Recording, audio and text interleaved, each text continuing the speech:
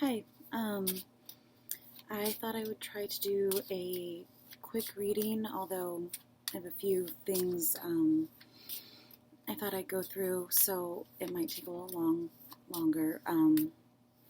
But try to think of this as baking a cake, and these are just the separate elements that um, hopefully will correspond to something that will be a good source of inspiration or you know, whatever it is that you're looking for, that you're um, here for. So thought we'd start again with, by the way, this is a reading for Wednesday, January 15th.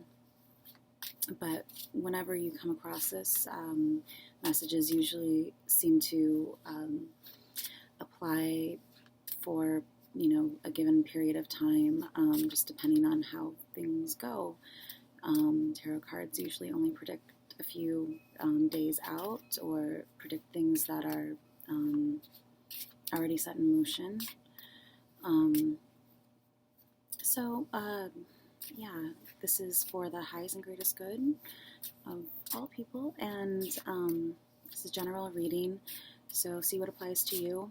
It may make more sense later on, and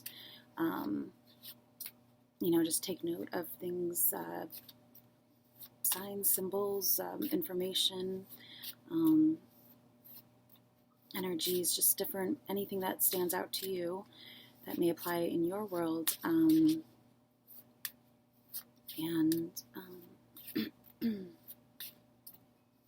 Yes, try to see with the broadest mindset, because I usually, my background is in fashion and art and design, and so I tend to relate what I see in imagery in that direction. But I trust that if there's messages that are meant to come through, and for whomever is watching this, that somehow what I say will spark something in you.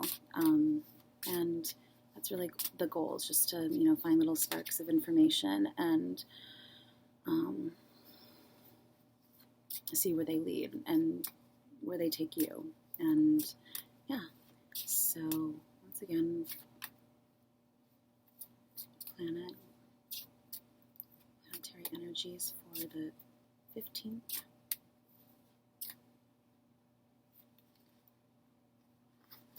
Venus.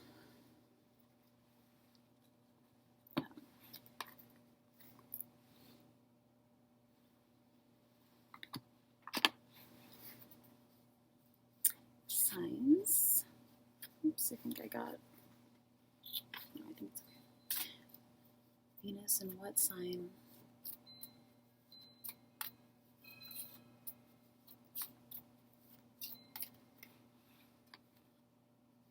In Leo.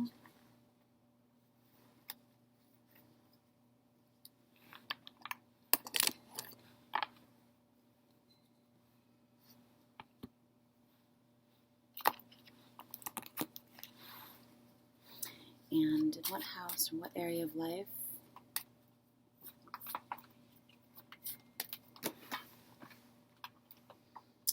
In the 4th house.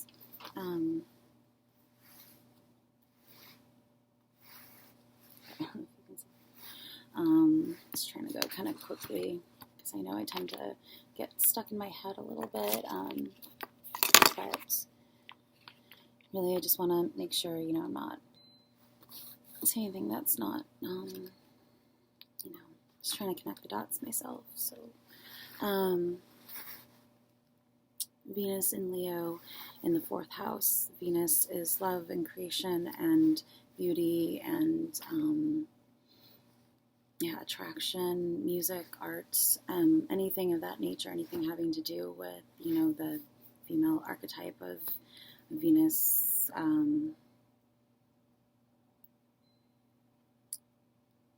And Venus rules Taurus and Libra, in case that's important to you. And in Leo, so Leo's a 5th sign, and fifth sign in the zodiac, and it's a fire sign, and it's all about again, creativity, family, fun, romance, drama, acting, theater. It's a little cold. I wish I had my scarf out here. Actually, I have a friend who has a line called Starkweather, and highly, she makes these cruxes that are just like perfect for this kind of thing, where you need like just a scarf, something that'll come down here, and they're like in these very nice fabrics. Anyways, I wish I had one right now. Okay, so next I haven't finished with the fourth house. Again, is home, family. It's our environment, and so loving, playful energy in the home. Basically, I think is what it's saying. I'll just read one of the little.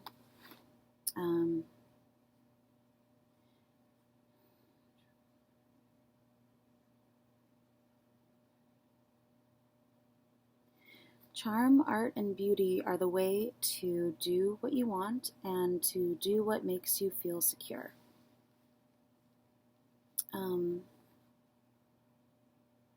So I think it's just about, fourth house security. It's also fourth house rules Cancer, sign Cancer, which has a protective shell around it. And then usually they go and like hide in a cave, so they're like ultra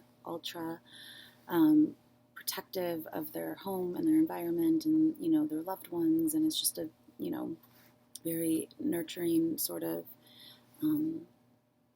energy. It's about security and making sure things are safe and running smoothly in the home, and using art, maybe decorating, maybe just clearing space to make there be a better flow in your environment, so you feel better. Because it's also about feeling good in your environment, so that you then feel secure. So whatever it is that makes you feel secure, or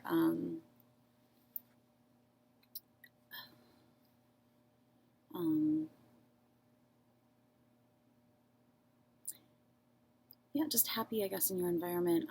Sorry, there's not do spiritual advice, again, security.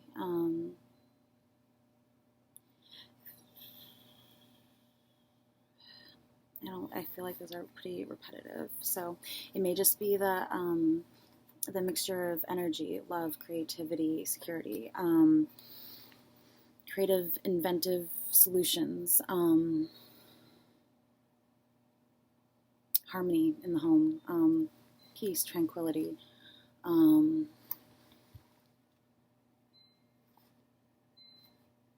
your home base. It's your family. So what is that to you? I mean, it doesn't necessarily have to just be your immediate family. It could be your work family. It could be your neighborhood, your community, however you see family, whatever that represents to you. And enjoy that. It's also about leadership and protection. Leo is a little bit about protection and protecting what you love, and maybe on a very mundane level, it's like a security system or something. You're thinking about installing one, and if that would make you feel more secure, then maybe maybe you're coming up with a brand new type of security system, one that's like decorative, so it looks nice on the wall or something. I don't know. We'll just keep going. Again, that's Venus in Leo, which is also Lion in the fourth house. which is typically ruled by Cancer. Okay, and so then next, I'm just trying to make some room.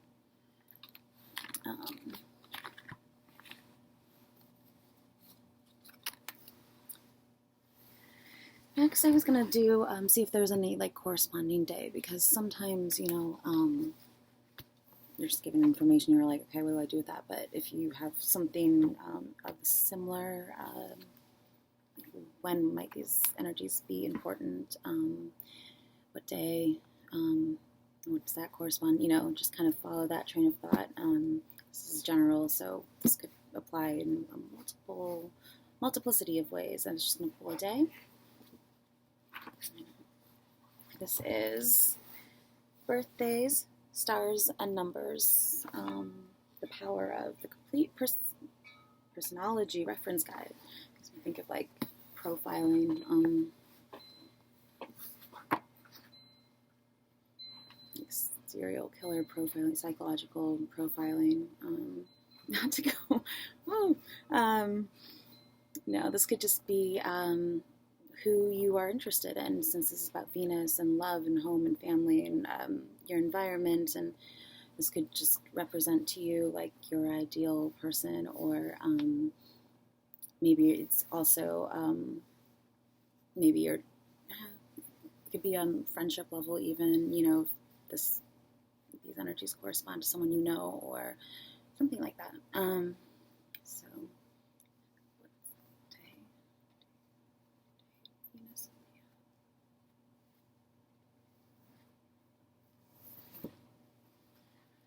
October 3rd.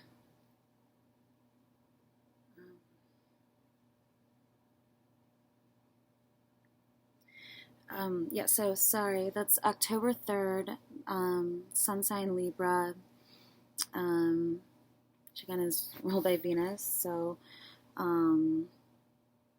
it's also a cardinal sign and an air sign, or its element is an air element.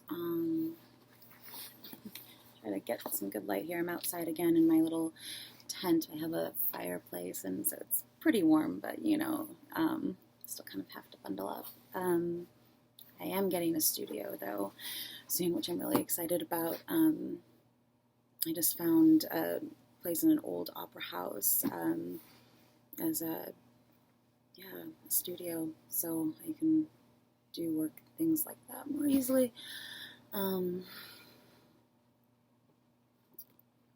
It's kind of funny. I felt like it was like a gift or something, because my great-grandmother was an opera singer in Berlin. I love this story. She was just, I guess, an up-and-coming opera singer, and find a good opera singer, and actually, when I was in Berlin, I went looking for the opera house that she might have sung in, and had an excursion and adventure.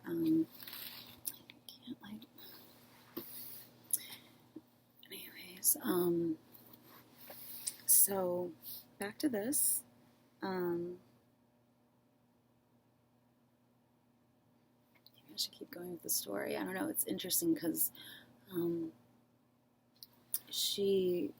they came to America like in 1917. But prior to that, she'd married my great-grandfather. This is way too much like personal information, but maybe it's important. It's like on my mind.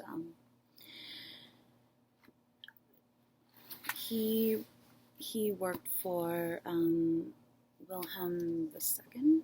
I'm just not finding a good angle here. It's like a little tricky to get this like little setup thing going.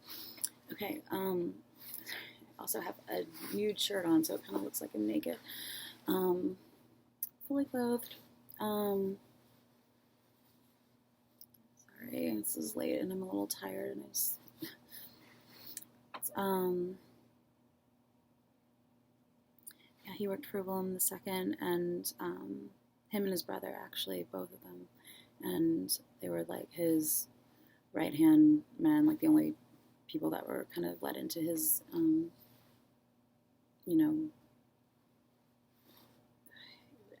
think they had something to do with the army, but um, yeah, they were the only ones in his inner circle, kind of thing. I think of Meet the Parents, that circle of trust. Um,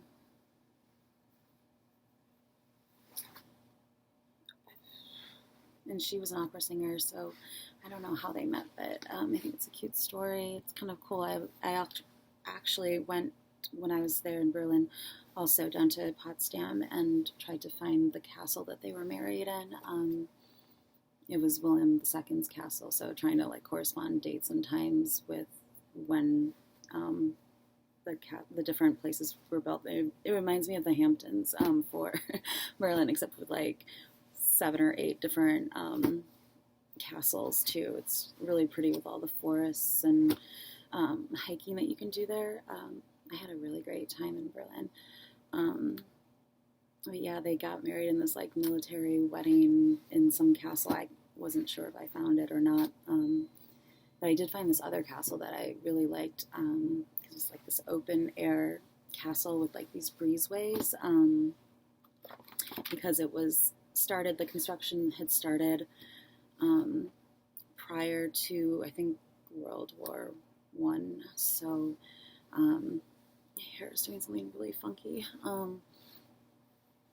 It was started prior to World War One, so it was actually kind of, I think, destroyed, or either construction stopped or it was completely destroyed by the war. So there's only like one hallway that's enclosed. The rest are all open breezeways, and they have like, it's like a tri-level with like a pond in the center. It's just really, really pretty. It's on the top of a hill, and so you can see when you go to the very, very top on like the steeple kind of things, you can see all of Potsdam. It's just like a really fun little like day trip out of Berlin if you are finding yourself in Berlin, and kind of want to see some old world architecture, but it's also just kind of, like I said, there's a lot of touristy stuff there too. So anyways, yeah, they got married at his castle there, and there's some sort of tapestry, I think, like a long banquet hall tapestry that ended up getting cut up into different quilts that were given to all of their children. Which then brings me back. I was in a play when I was in like 5th grade. I think that it was called The Quilt, here in Chicago. Sorry if this is going off tangent, but a lot of times just having some unique experiences, I feel like, are given to us because we can then later recall them, and for whatever reason, sometimes those, it's how we connect, is through our shared experiences. So sometimes there's just messages that come through stories, through narratives, through, and they're meaningful not just to yourself but to others in their own way, and that's great if that happens. All right.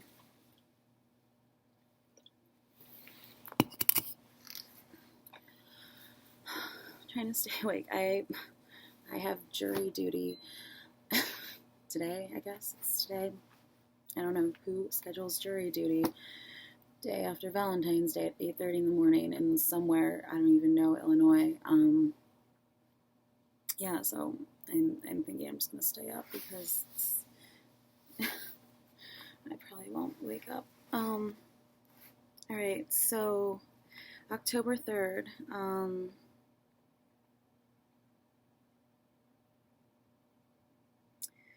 The primary stars, I think this might be important. I don't know why. The star's name, Vindimatrix, also known as the Grapes Gatherer. A bright yellow star located on the right wing of Virgo.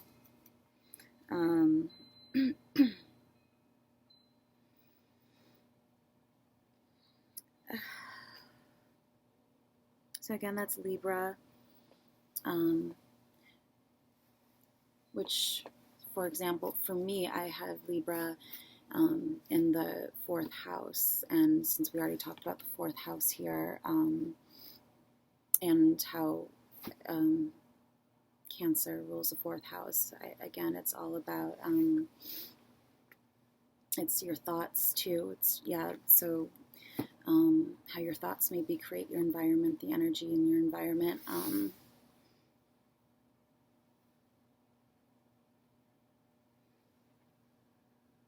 Maybe I'll just try to go through this later and put some more, if I see any more notes here, because there's, a lot.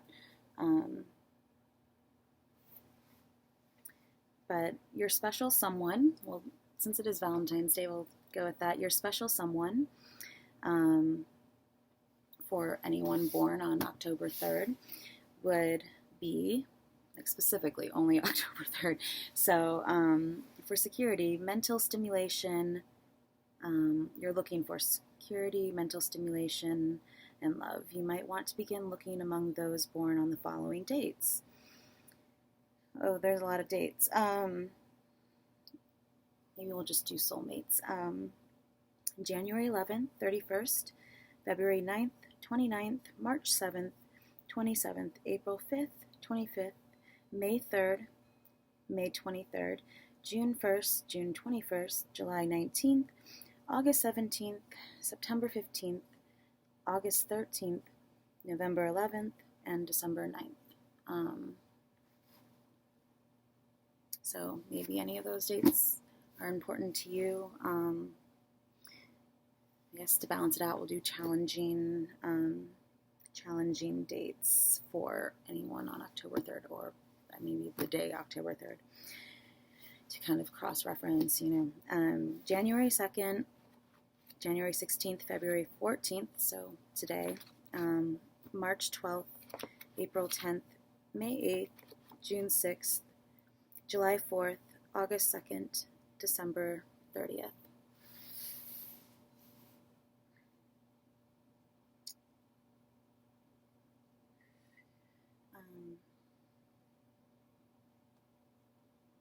November 11th, that's 11/11.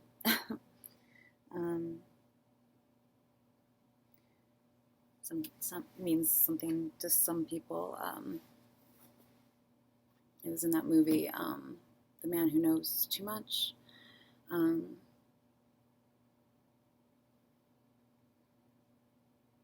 Or, sometimes you look at a clock and you keep noticing that you see it at hitting 11/11, or a certain number, like 3:45 or something. I don't know, that just like popped in my head, but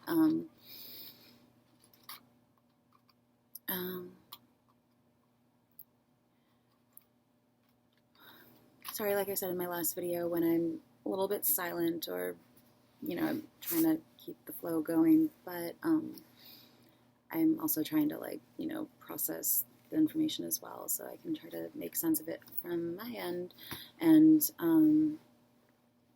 just connect the dots and listen and all that.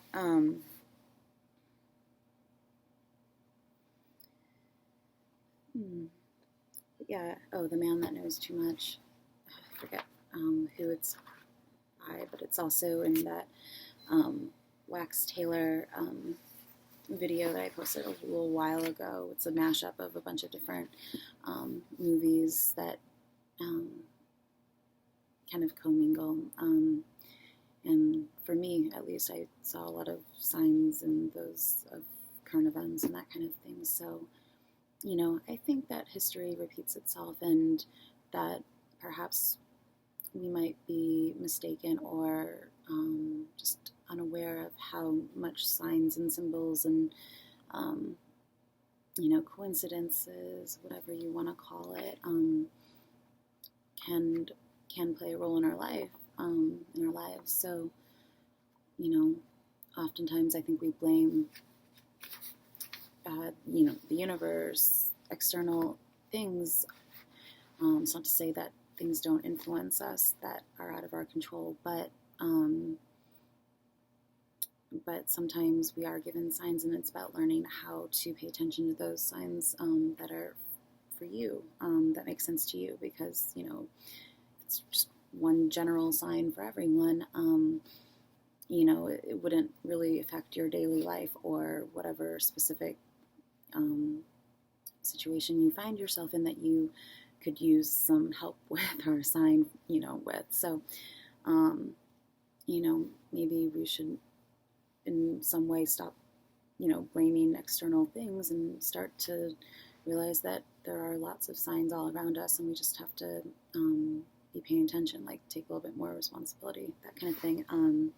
It reminds me of that quote. I forget who it's by. I'm really bad with names, but it's something having to do with as man is action and passion, it's required of him that he must take part in the action and passion of his times at the peril of being judged not to have lived. So, I mean, it's a little heavy, but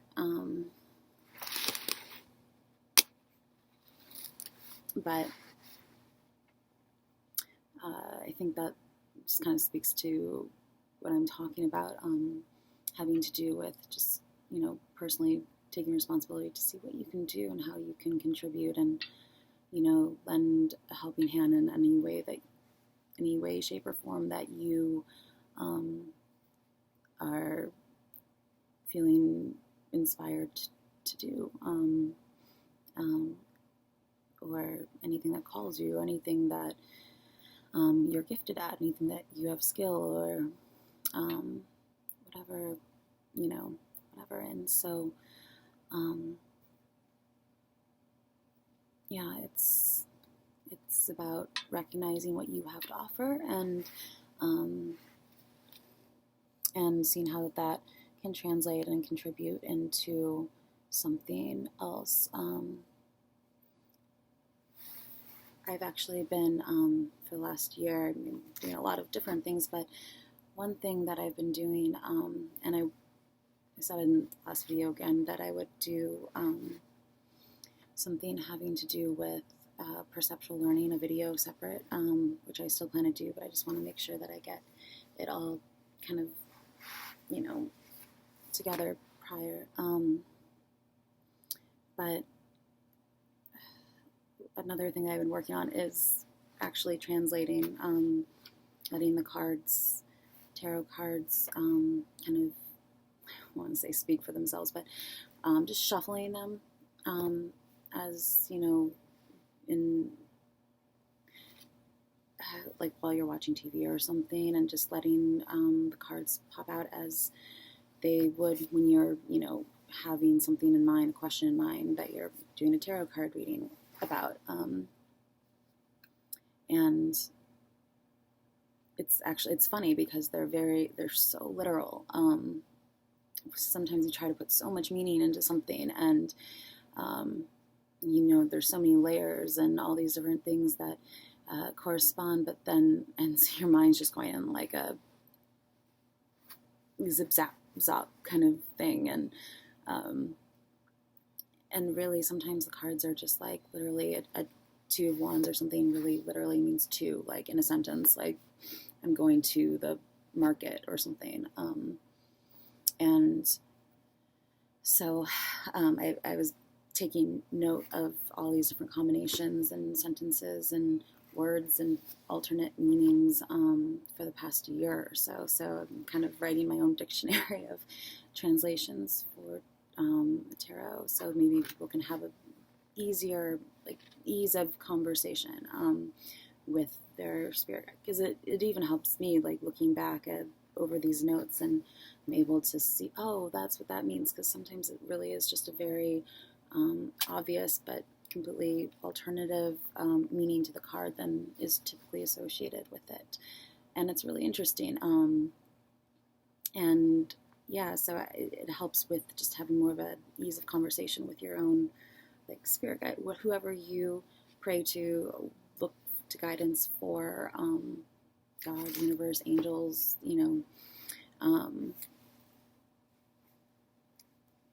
some people pray to their ancestors. It's not for me to, just a tool basically that would help in people communicating, communicating, communicating, and having more of a conversation.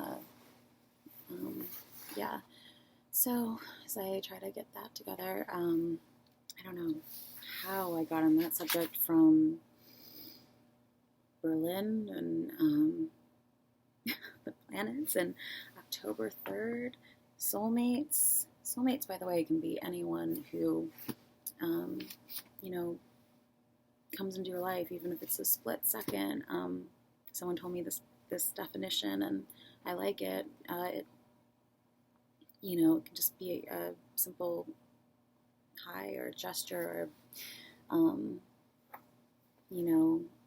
a tip that you get from the barista or something on a place to go later that you then follow that advice and go and changes your life. It's someone like that, some sort of catalyst that pops into your life. Might be forever, might just be a friend, it might be a brother, sibling, a relative, stranger that you meet, in a bicycling class. I don't know, whatever, you get my point. That changes your life, your soulmates, so I just thought that would be helpful for some people to know.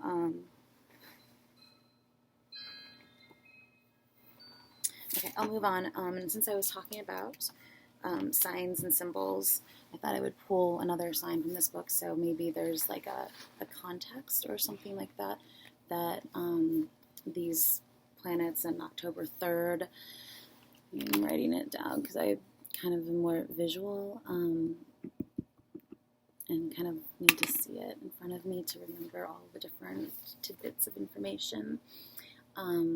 So sign symbol for October 3rd, and Venus, Leo, 4th house.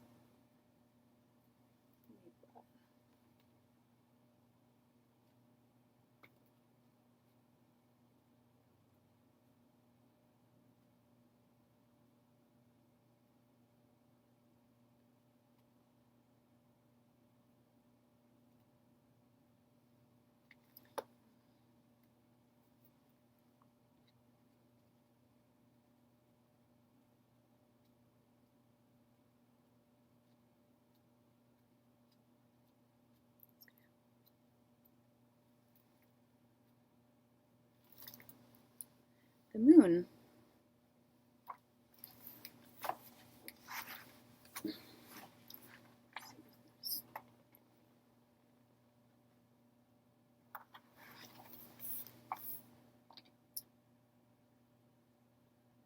Since medieval times, the Virgin Mary was associated with the crescent moon in her role as reflector of the light of Christ. Some lunar myths, Mani the moon and Sol the sun, created by the gods and put in chariots to cross the sky. Mani's chariot often came close to the earth so that his light could have greater influence on those below. On one occasion, he snatches two children who were fetching water, Hayuku and Bill, to be his companions, and they became the waxing and waning moon. It's the wax tailor.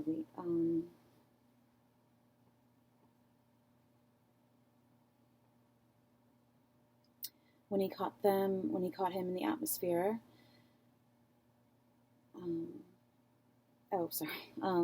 Mani was often chased by the wolf Haiti.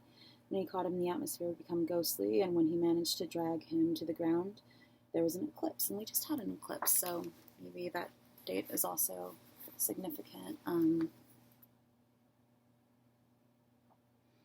on the Moon, July 20th. 20 in tarot is judgment. And that reminds me of the quote, at the peril of being judged, not to have lived, have participated, had, contributed and taken a cause, a concern. Like what kind of world do you want? not so much what you don't want, because what we put attention towards, when it's not balanced, then that becomes our focus. We naturally attract what's our focus, and it's like a little cheesy, that like law of attraction thing, but on a completely like take it out of context, take it out of that like new agey, way of thinking of it. We do create our reality. So yeah. So talking about Stonehenge and how the stones at Stonehenge are believed to serve to astronomically measure the phases of the moon. So it also has to do with the system that I've created that works with the phases of the moon, and just to kind of track if any of these different beliefs or rituals, really do seem to affect things. So having some kind of like general radar, basically, is what I've been trying to do. And yeah. Also, somewhere I was reading, it said turn to page 117 and read the second sentence. So I thought maybe I would do that. Moon. So maybe you might have Leo or Libra or Venus in your moon sign if you haven't checked out what your chart looks like, or the chart of like the moment on, I think it's like astro.com, but do chart of the moment, or your birth chart or a specific date, and see if any of these different energies kind of are playing, but yeah, 117.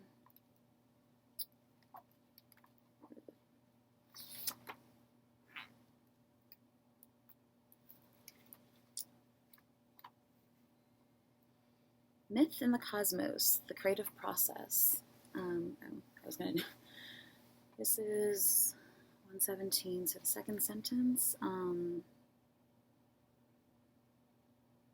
The myth of the Altaic shamans of Central Asia tells of a time before creation in which there was no earth, only endless water, over which flew a white gander and god Karahan. There's a picture of the Egyptian sky goddess, I'm sure it's probably not pronounced Nut, but it's spelled Nut, whose body is arched over the earth and separate from Geb, the earth god. And just, it's talking about the Adam and Eve, kind of the idea of the first human beings, one man and one woman, is common throughout many world mythologies. So you can also kind of think of that as a parable too, about kind of, I guess, tapping into your own masculine, feminine energies. It's just being able to be more aggressive when you need to be, and more intuitive when you need to be. The allowing and the receiving and the give and the take of different energies within yourself, or between others, but really it's just that opposite energy that creates something new, a new experience, a new minute, even a new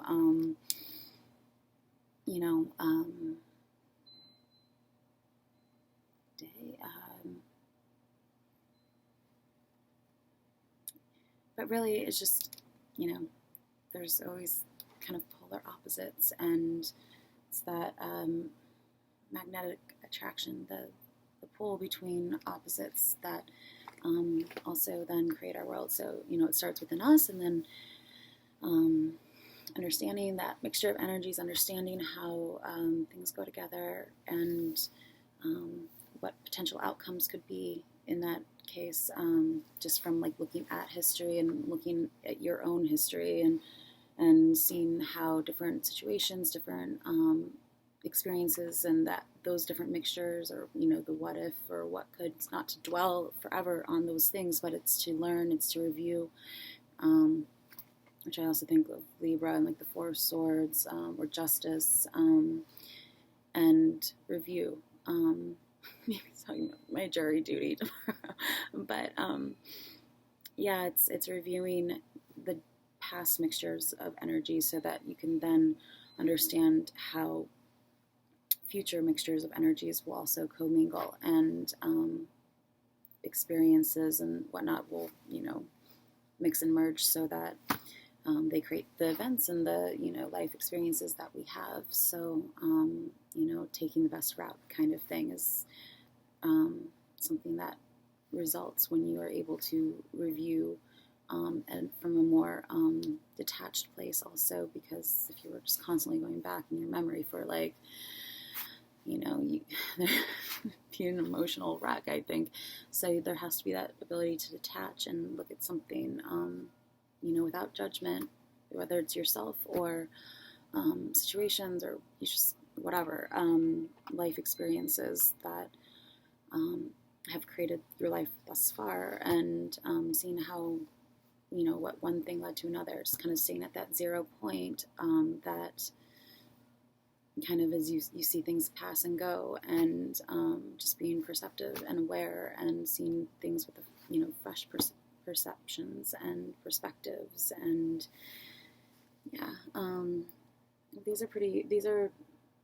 this painting of God creating the world is rich with Christian symbolism, including the globe, symbol of power and totality, held by Adam.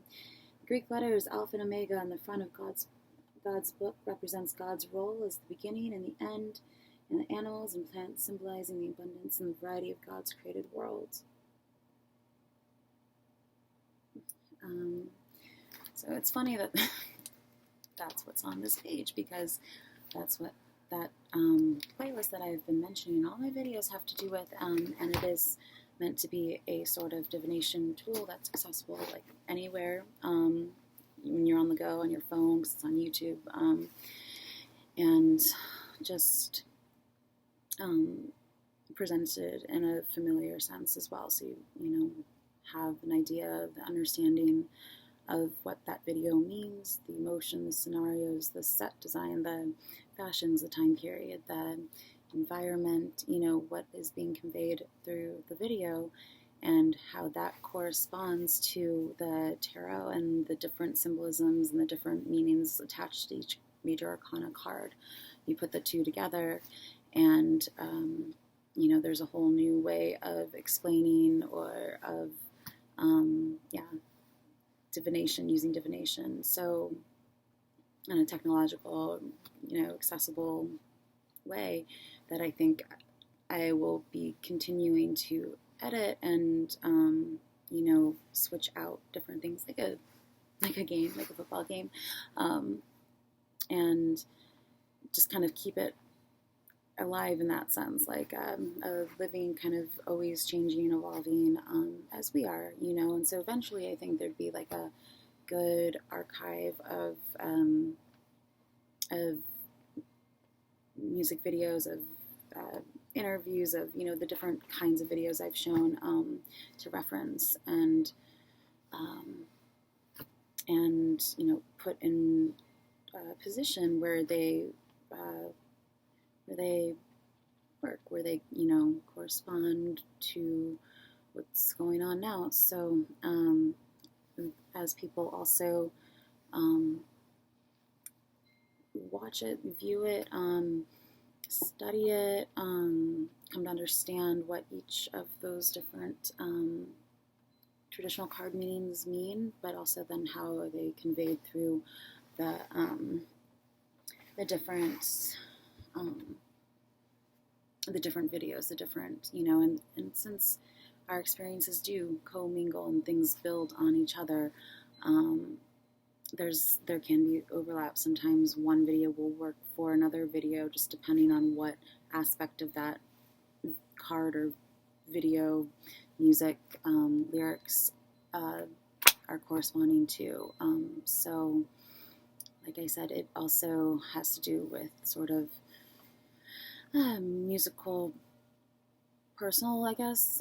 It is my sort of personal opinion, but it's also a creative, artistic outlook on things, and just how, thinking broadly, how, origins of the world, and, how that reflects in the tarot as you move your way through, as a progression, as an evolution, as a cycle. So again, these are just ways to understand where you are at based on whether or not you resonate with that particular scenario or not. Either way, you're making a distinction, a choice, and that gives you information of where you're at, of what's going on in your head, and what may be the circumstances surrounding you or in your environment, or as an answer to your question, even if you have to like mute the music or something like that, because you're at work, I don't know, and just put it on shuffle and just have your question in mind, and see what comes up. It helps to know the order of the tarot and the different meanings of the different cards, so that you can understand the archetypal events or situations, people, feelings, the elements that go into that symbolism, that placement. So then you can see how it relates to the video. But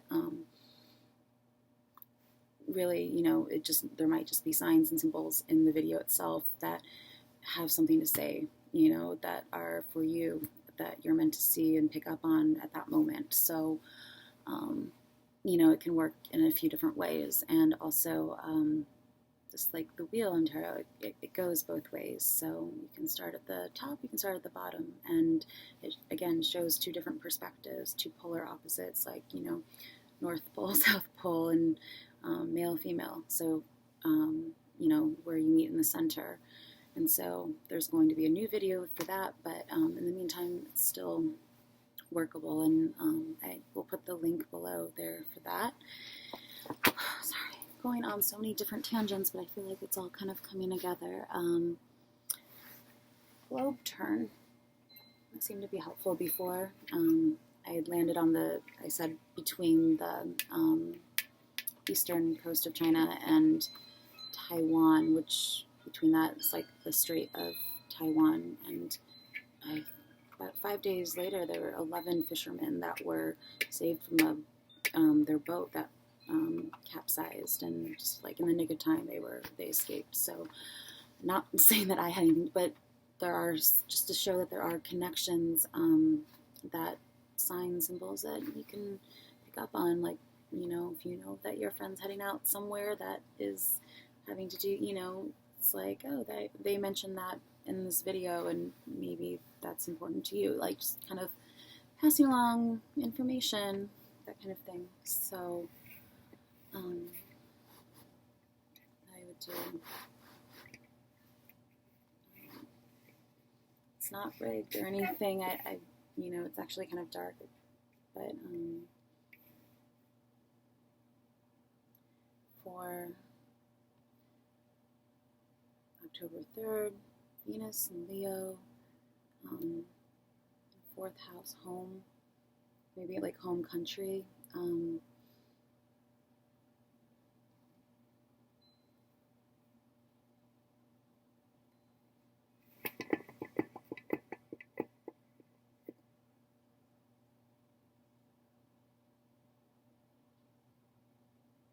not looking, sometimes like you can feel like a magnetic, like attraction somewhere. Now I look. Now I ruined it. I looked. Okay, I'm gonna have to close my eyes. It was somewhere like over here, so that's the ocean. Maybe that was a test run. Or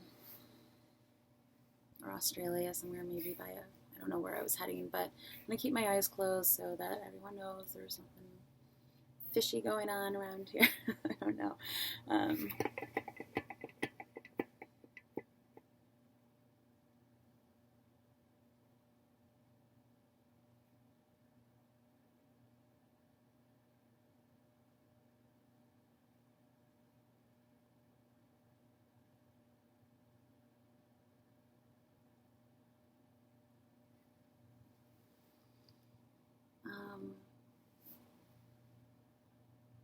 It's between there, between India and again Oman, Arabia, Saudi Arabia. In here, just like the water, the water's black and then the writing's in gray, so it's like a little hard to see. I don't know how to pronounce these. Maybe by Mumbai. Maybe you're thinking of doing some sourcing in any of these countries for like fabric, yarn, silk dye. Masura, Rajket, the Arabian Sea, basically. Just north of the Maldives, and below Pakistan and Iran, so just somewhere around there, I think closer to Pakistan and Iran. I like these colors on the globe, though. I like the color story, the light blue, and it's almost like a deep turquoise. Do you know that turquoise means Turkish? I saw that in a commercial just before this. Pakistan's like a brownish. I don't know if I like that as much, but and this marigold yellow again. Delhi white. White for Afghanistan, and also like a grayish, purpley grayish light color. I go on tangents about colors. Yeah, I like the mixture of them.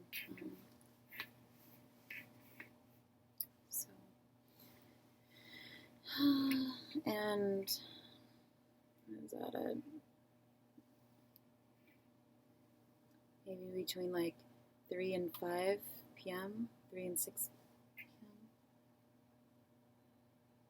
3 and 5, 3 and 6, 4 right there in the middle, right down that line. But I'm not sure if I'm reading that right. Sorry. My background's in design, not geography. So. Okay, so I have a little outline just to kind of try to keep myself on track. I thought we'd, split it up some light, I was going to say light reading, light cards. These are just a deck of butterfly cards, and again, some more colors to think about. So for that area of the world, Venus, Leo,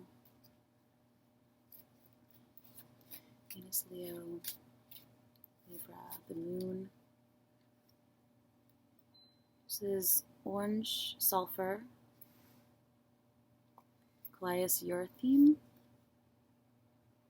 and the U.S. They're from the USA. It's the Ace of Hearts, Ace of Cups. Actually, it was the last card ended with in the last reading I did for Valentine, like the actual Valentine's Day reading that I did on the 12th, and ended with the Ace of Cups, and was again not a traditional tarot deck. It was a picture of a girl on a swing and a guy, and I said it had something to do with being like swept off your feet, and wind in your hair kind of thing. Sorry, I haven't even shown you the card yet. Again, that like marigold yellow and brown is pretty simple. And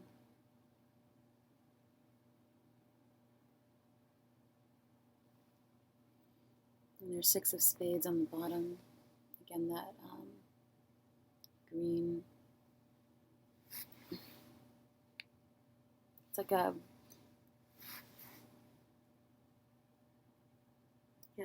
light aqua green and brown. So these are kind of the colors of the globe, actually.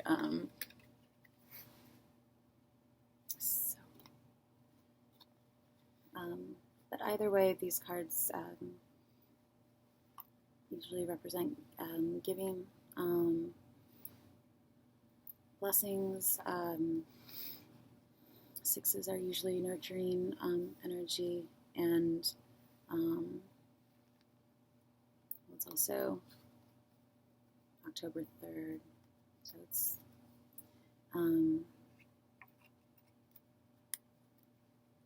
well, it's double. 2 3s, 33. I got that as an I Ching earlier when I was just doing my own reading. I think it was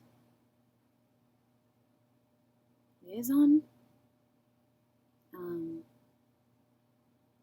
which could mean, I'm going to want to look it up. I might look it up before it could be, yeah, I think it was liaison, which is 33, or that might have been 44. Again, these are all master numbers, which are gateways. And since we're talking about the moon and the beginning of the creation story of Great Flood and all these kinds of things,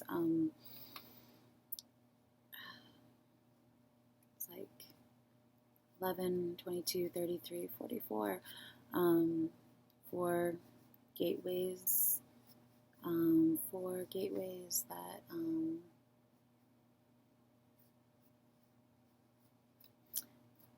don't know.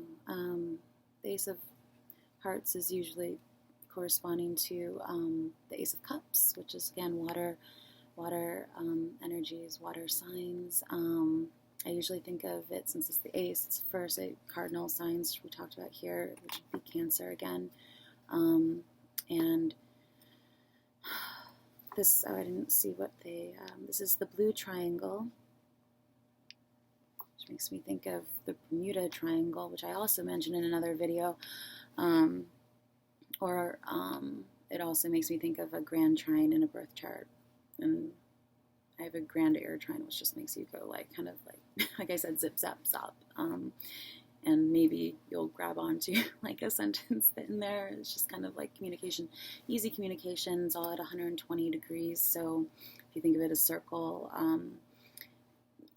one planet and another can see each other easily. And it's just a good analogy I found somewhere online that, so that there's ease of communication again, between, I think, more of like the here and now, the home, the balance between, in Libra, the balance between Aquarius, which is more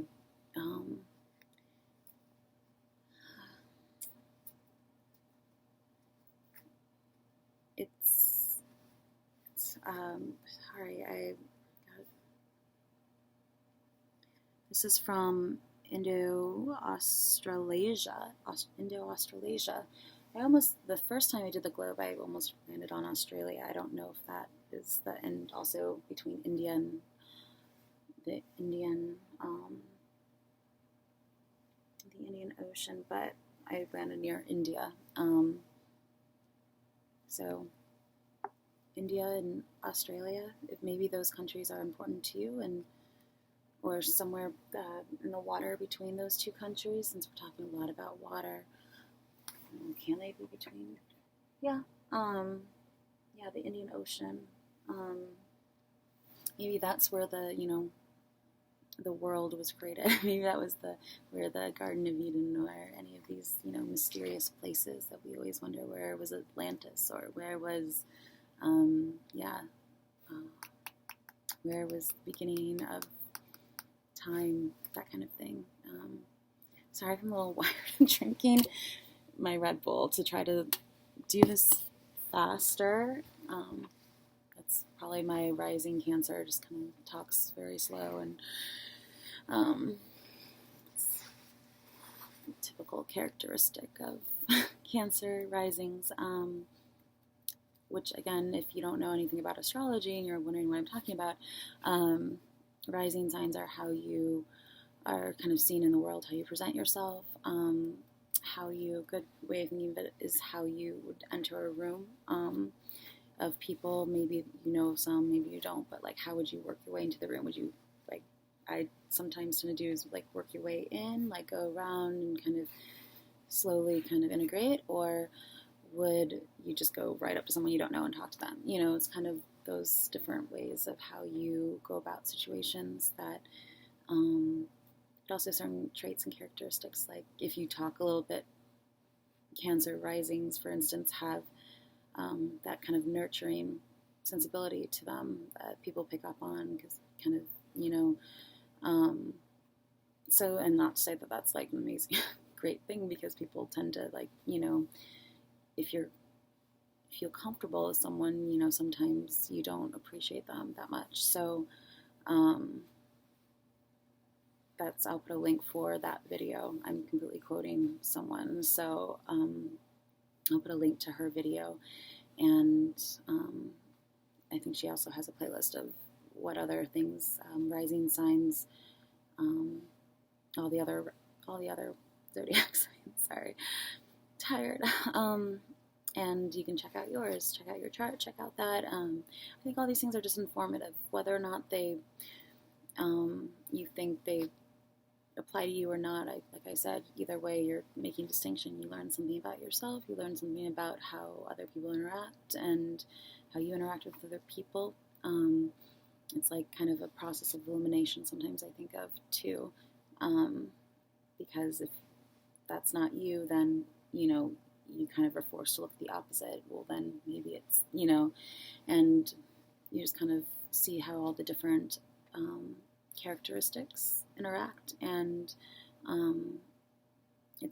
and in what areas of your life. And so then that kind of, it's not like an overnight thing that you kind of start to understand.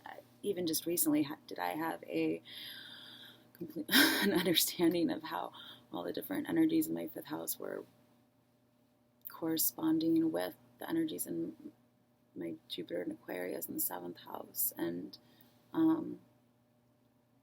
how, again, talking about gateways, it's at 11 degrees, so it's kind of like the gateway for all of that energy and communication and back and forth between, your own thoughts and what you want and what, these different things in your life, and how then that gets kind of translated or poured out there. Another good analogy. I'm full of analogies tonight, so take them as you will. Metaphors, parables,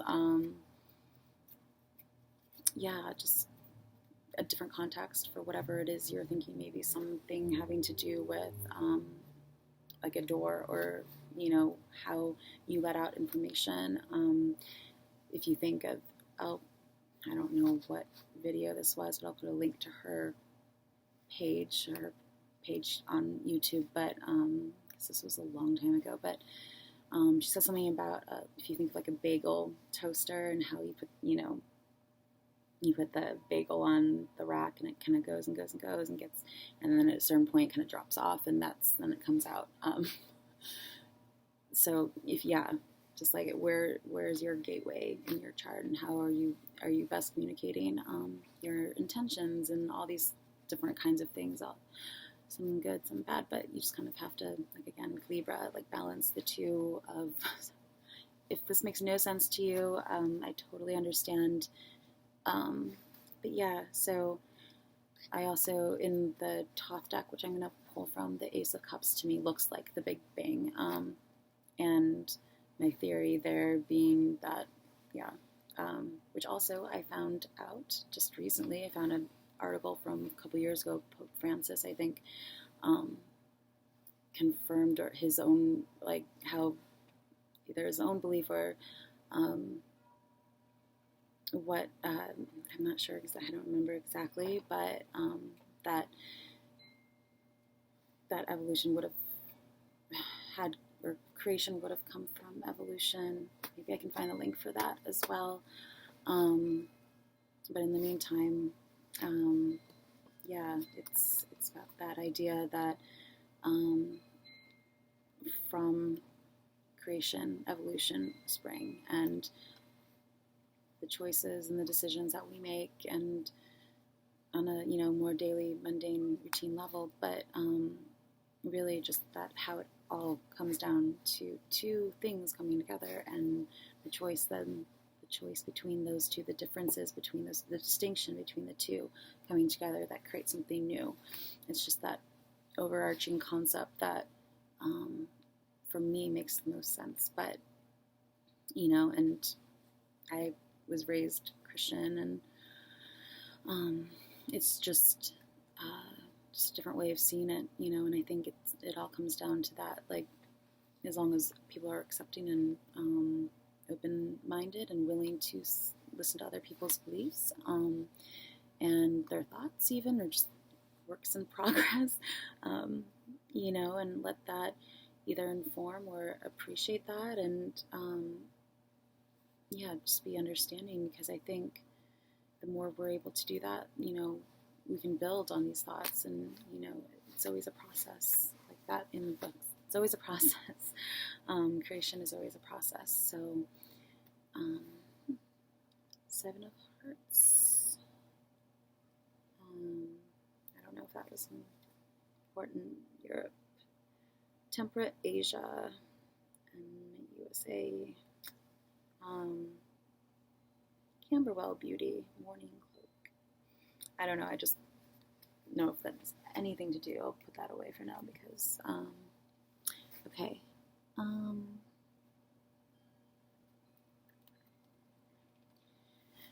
So since I was talking about the Thoth deck, actually, I'll pull from that.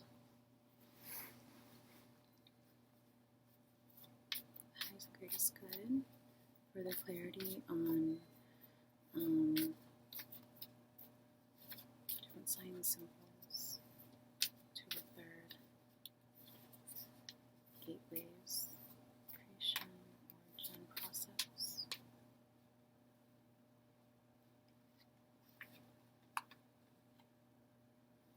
The Empress.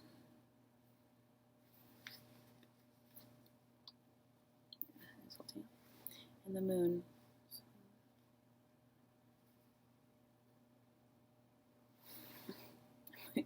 Holding this kind of awkwardly.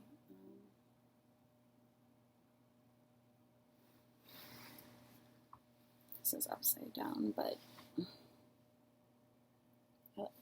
I just love these colors right now, I think. I don't know. The red and the sea green. She always reminds me of a mermaid. It's fun talking about Atlantis.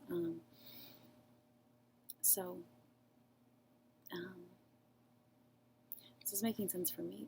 I hope it is helping you, because it's more about, it's not so much the fact that this might follow a train of thought that I'm having, but it's, what does that train of thought mean to you? What does Atlantis mean to you? What does it bring to mind?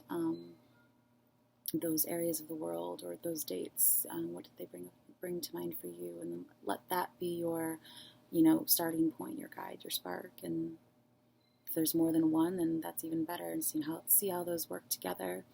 The Empress often also refers to Venus, so it's that feminine energy. It's who I feel like Eve, or that just ultra nurturing, loving, creative. I mean, she's creation. She's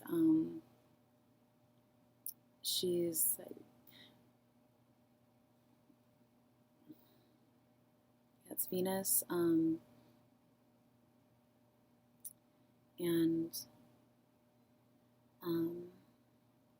there's the Leda. I also think of the Leda because of the swan there and the shield. And she's just calm. She's got it together. This is maybe someone in your life, or someone you know, a family member, or it could be you. And it's just someone who, because usually she represents someone who's just, beautiful and creative and loving and inspiring, like an advice giver.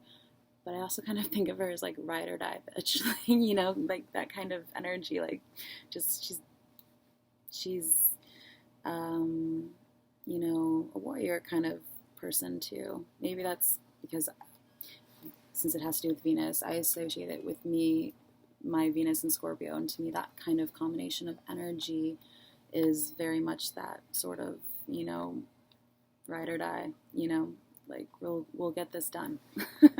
um, but we're going to do it in a way that's going to be creative and uplifting and intuitive, and it's going with the flow. Again, the moon here represents the different waves and the tidal waves and the phases of the moon and how the waves are pulled by a gravity. And since we have the sun here, or we have Leo here, but usually represents Leo is ruled by the sun. So it's those waves in between the sun and the moon. It's the push-pull, the ebb and flow. I think ebb came up earlier, or maybe Geb. And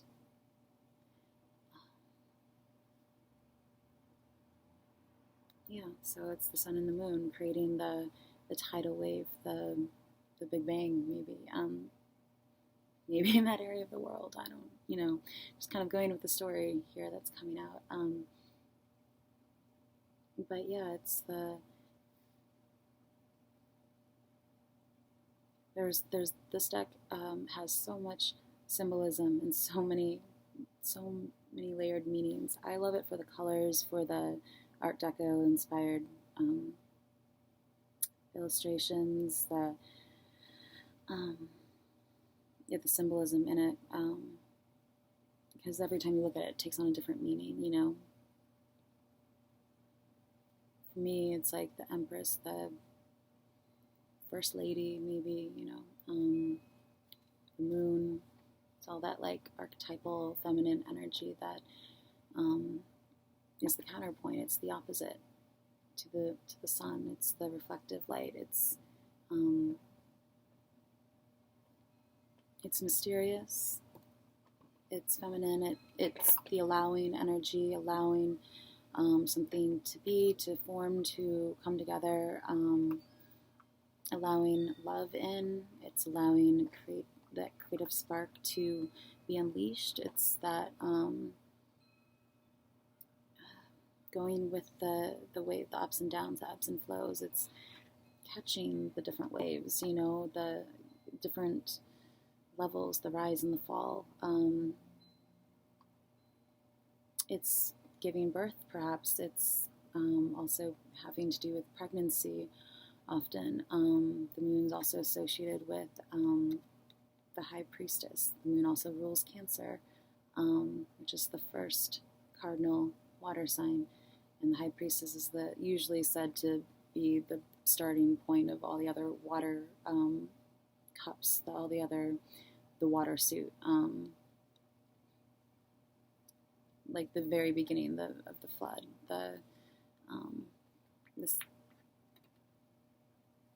This is card 18 though, so it's different than the High Priestess, but yeah, it's that intuitive instinct. It's the understanding of the different ups and downs that we have in life, the roller coaster that we are all on, because we go through a million different experiences, emotions, thoughts, feelings every each minute of the day. So it's like understanding those so that you can better ride the roller coaster and kind of know where you're headed. Know that you're not just going to plummet down, that there will be another rise. And it's that, like I said, like the wheel too. It's the wheel's always spinning and it goes both ways. So, sometimes we're lucky, sometimes we're not, but it's understanding the different shifts in emotion. It's understanding the different feelings that we get, whether they're coming from internal or external influences, thoughts about ourselves, or perceived projections about others and how maybe you think they think, but like all the different like psycho babble that goes on in our head each day, and knowing how to like kind of step away from that and find your center. I think I'm missing nail polish, where you can come back home. Like again, Cancer, Libra, home, your environment. Again, since the moon came up twice, both in the book and here, and Cancers come up, and all of the different. This is very watery, very feminine energy. She's also like, she's someone who's sexy. She's someone who's got it together. Someone who, I think of fashion. I think of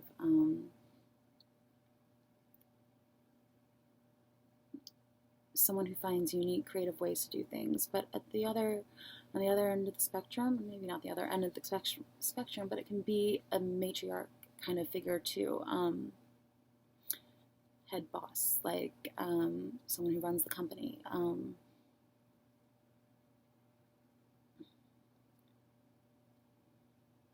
Yeah, I just think I'm gonna say boss, because it's like the moon, like and three is creation. 18 becomes a 9. We got that before 39. Not sure where I was talking about that, but that becomes a 12, and 12 then reduces back down to a 3. So this is what's going on in my head, like, all the time. But 3 again just comes back to creation, love, unconditional love, nurturing. It's the newness that forms from 2 opposite energies. It's like fusion. It's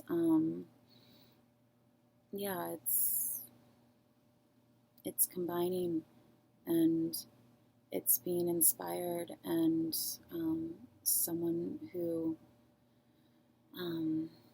you think Venus, you think Empress, Aphrodite, Isis. Isis is more associated with the High Priestess, but really, again, Egyptian, like it's the moon. It's the moon. It's the reflective light of you, how you see yourself, and how that reflects in someone else. It's seeing yourself in someone else, and what does that, what does that do to you? Like, does that make you feel good, bad? And then that is telling, it's these distinctions, it's these choices that allow us to better understand ourselves, our environment, and the other, whether they're our significant other or just others in our lives. So your rising sign, it's all these just, inner and outer projection, I think, and the reflection of that, our persona, how we want to be seen. But really, when I see this, it's not so much, I feel like those are all offshoots of these cards, or perhaps the main overarching theme. But really, when I see this card, I think, just calm, serenity. Maybe you're going to a spa. Maybe, again, I think of like the Little Mermaid, and in her little part of your world, in her cavern, that she collects all her belongings, not her belongings, the shipwreck belongings that she goes searching for, and again, shipwreck Atlantis, coming and bringing them back, finding the things that she likes, that she's curious to know more about, taking them up to the surface to get some more information, and then, storing them like a storehouse, antiques, collectibles, trinkets, who's it's and what. You want thingamabobs? I found thingamabobs are corkscrew openers. All those things that you watch when you're a kid, and then they don't even register, even though until you watch them back, and you're like, oh, it's kind of funny. So again, reflecting back, it's that reflection, and so again, sometimes these messages will make sense later on or in retrospect. So it's kind of figuring out that pattern. And it's not always 100% that something will come through in a way that you expect. It's learning like what those signs are, how to where to look for them, how they make sense to you, whether it's like music or in astrology, or connecting with others and conversation with others, or just tarot cards, anything, like learning what works best for you, and then like kind of trial and error and seeing, like training yourself basically to decipher messages, to break the codes. I think of like house codes too. I think I said about like security systems, but when I just now I was thinking more of how design houses have their house codes and things like that, and it's getting a little chilly. Just how there can be different signs and symbols that I don't know, that stick with you, that that bring something to mind when you hear, see, smell, taste, whatever, memories. It's the memory and the action and the reflection of that memory to make that action. It's remaining at the 0 point. Maybe the equator is important.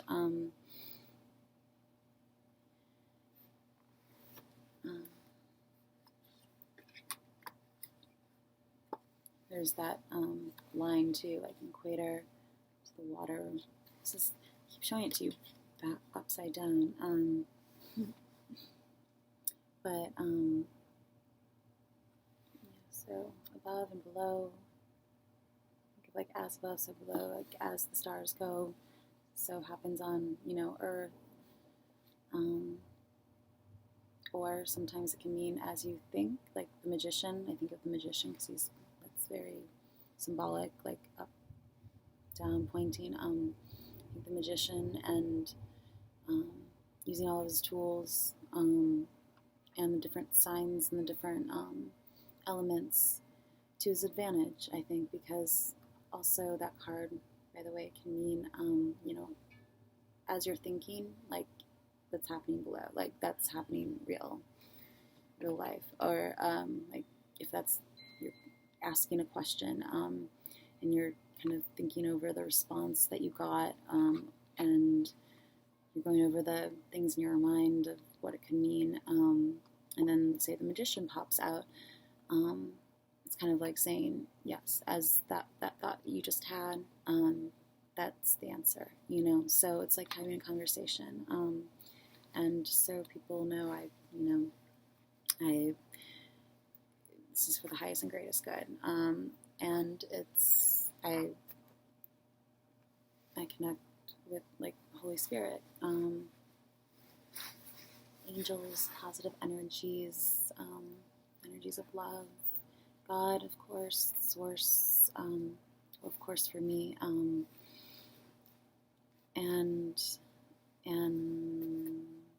just spirit guides. Sometimes I think of it as like a council, just like we're here to take care of the earth. It makes sense to me to think that there might be like another, where'd it go? Another level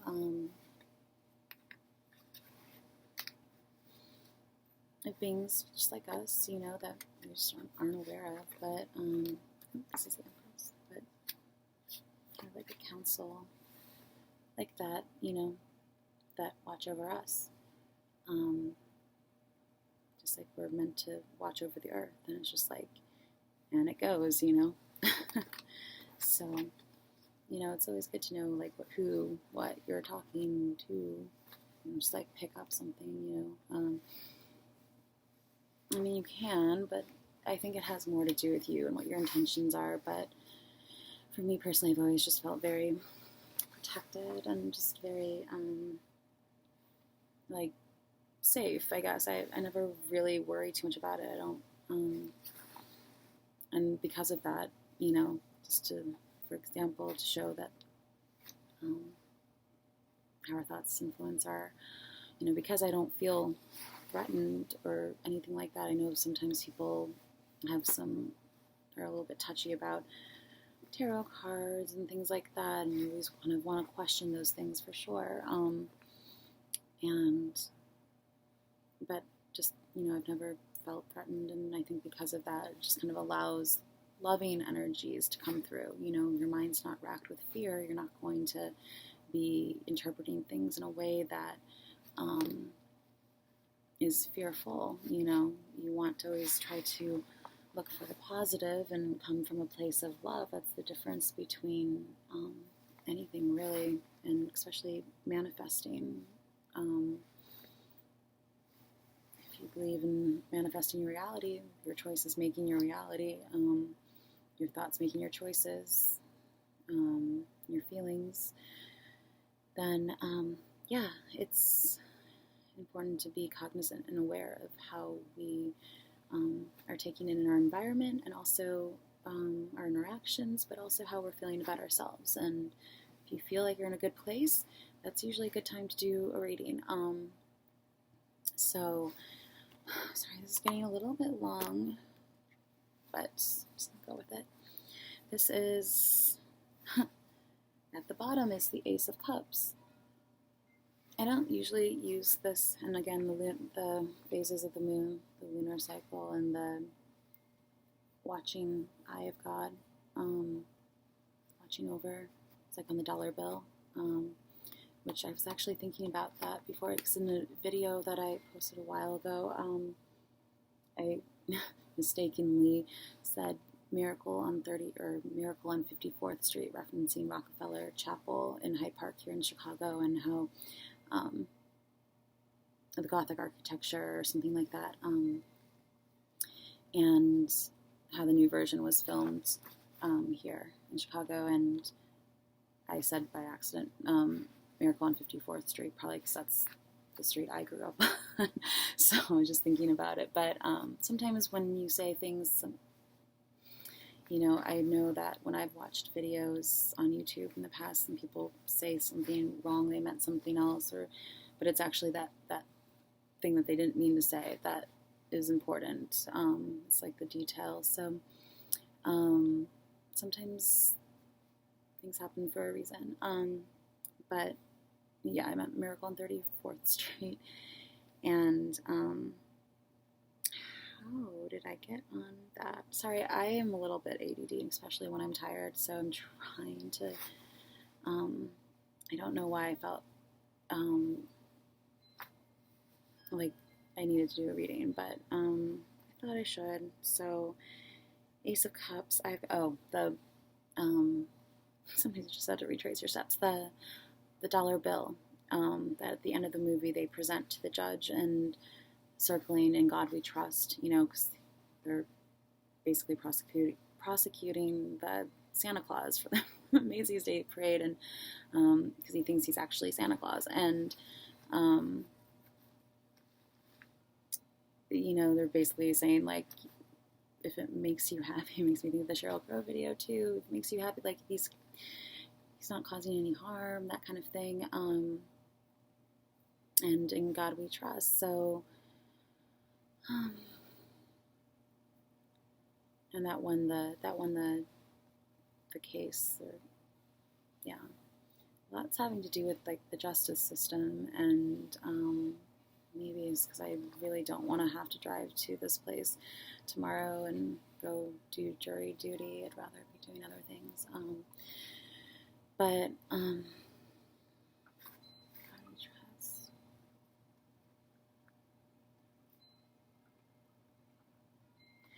it also makes me think of, in my last videos, see how this just builds, like you reflect on things, you see where you missed information or messages, and they apply later. So, but I was saying the idea of choice, how that should never be taken away from anyone, whether it's, who to love or about your body. choice makes up everything. And it's the the change, the difference between two things that help us to recognize patterns and events that go on in our life and the world. And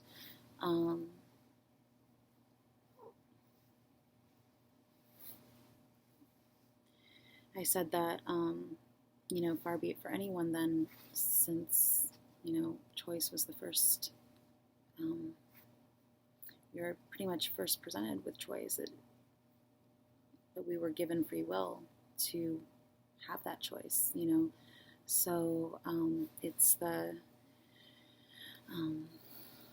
the idea that nothing, no choice, no government should take away choice from anyone, because you're then taking on the role of God, and I don't think anyone should really be trying to do that.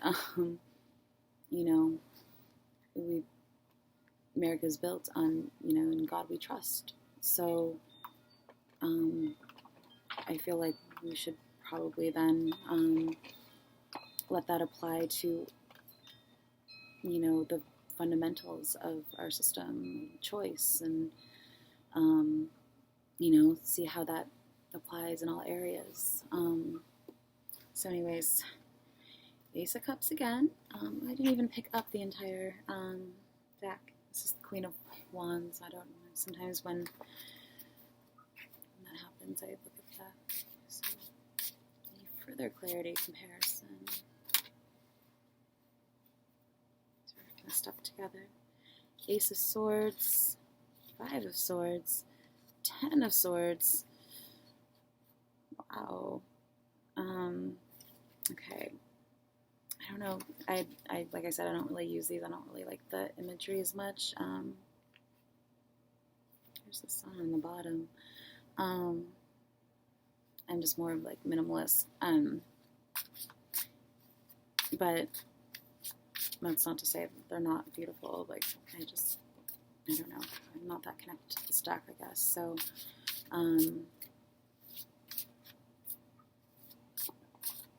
they're all kind of sticking together. They're pretty much new. Oops, there goes one.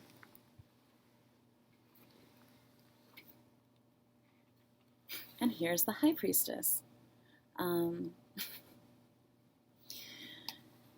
reading is kind of on fire. And the Lovers. It just makes me think of the Valentine's Day reading maybe I did, and also Patrick Swayze and right, is it in that movie, like I said, I'm terrible with names, in the water and he lifts her up. It's not, is that Flashdance? God, I'm mixing up all of my references right now, but I think most people know what I'm talking about. I also think of movie 10, and Bo Derek and her braids and coming out of the water, but also just being lifted up above the waves, above the water. There's a really beautiful, it is a Christian song from a church that I had gone to a few times in Manhattan, but they're global, worldwide. I don't usually like going to churches, and I feel more connected to myself to, I won't go on another tangent, but yeah, that makes me think of this one song that I guess I'll put below, and it's up to if you, feel called to listen to more religious themed songs, but I think mainly it has just a good message, and it's uplifting, rising above the water, above the waves, like we were talking about in the moon, the tidal waves going with the flow, rising above, seeing the bigger picture. They're both in the same sort of position, The Lovers is about choice, and also, yeah, hearing the voice of God. Sometimes I think of lots of just, you have to believe me, it's not my intention to make things go in a certain way or direction. I kind of just let things come through as they are meant to. But I don't keep trying to go in a more light, creative direction. I think it would be fun for this to be like a creative, collective learning annex kind of thing. Or, you know, you can just come and discuss ideas and links and music videos and, you know, references, and just kind of like a salon, a modern day salon. So that if anything, is my intention to, you know, just let's come together, talk about ideas, let's exchange information, let's, you know, be in communication, I think, just so that, you know, everyone's on the same page, that kind of thing. Also noticed the two dolphins in the background, and I saw that, I feel like, on a sticker or something, on a bumper sticker or something on the back of a car.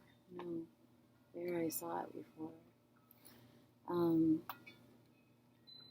Here again, the moon, the crescent moon, and it's like the mysteries of life. Again, a water sign usually. I think we've gotten almost all major arcana so far. So these are kind of fated events, or you thought of that way, or just important turning points, things to be aware of, things to embrace, love, emotion, feeling, intuition, the phases of the moon, the understanding of that. Again, she's also rising above the water, so it's like he's lifting her up here, the moon's lifting her up here, more of like a spiritual way. I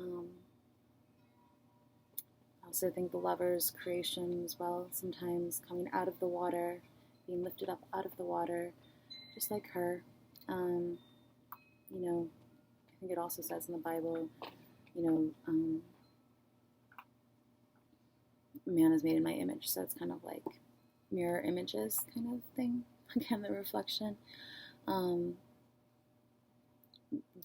through the same process, but in a there's two people here, just one here. Maybe it's saying that yeah. I'm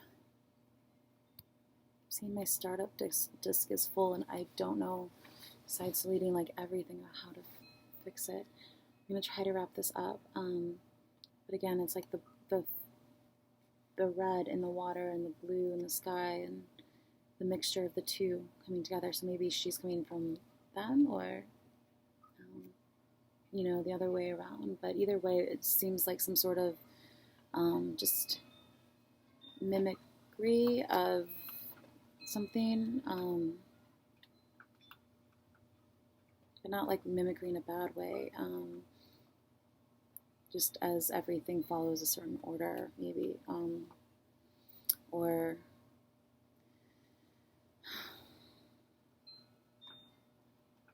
maybe she's like the guiding spirit of these two, you know. The lovers can be Gemini. It often denotes Gemini, actually. It's also number 6. This is backwards 6. And 2, so that ends up being an 8. 8 is also the cycle, think of the 8 on my wrist. Beatles 8 days a week. He's also like warrior, I think fiery more so. Maybe a fiery part of Gemini. Gemini usually is twins. I also then think of how Cain and Abel, two siblings maybe, because the lovers, I mean, even though there's the base meaning of like lovers, you know, it can just mean also, you know, higher self, God, someone else, and yourself. The Holy Trinity, the three, the blue triangle, God,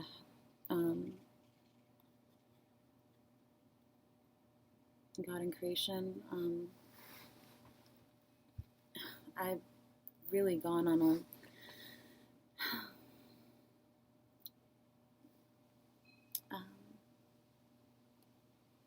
also, there's two dolphins. It's like Noah's Ark. Oh my gosh, I'm just thinking of everything. I don't know how this has taken such a